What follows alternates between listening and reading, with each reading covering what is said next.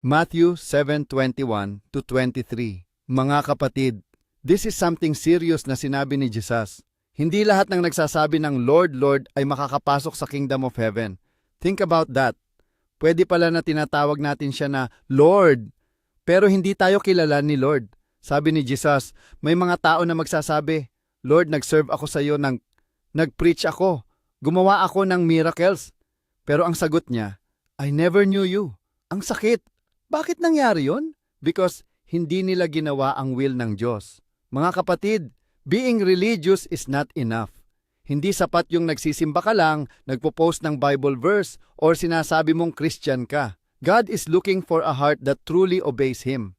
Example, parang isang tao na laging nagsasabi, I love you, pero paulit-ulit ka naman sinasaktan. Is that real love? Ganun din kay Lord. Words are not enough. He wants obedience. So today, ask yourself, do I really know Jesus? Or do I just know about Him? Habang may oras pa, let's choose to follow Him, not just with words but with our life. Amen. Glory to God in the highest.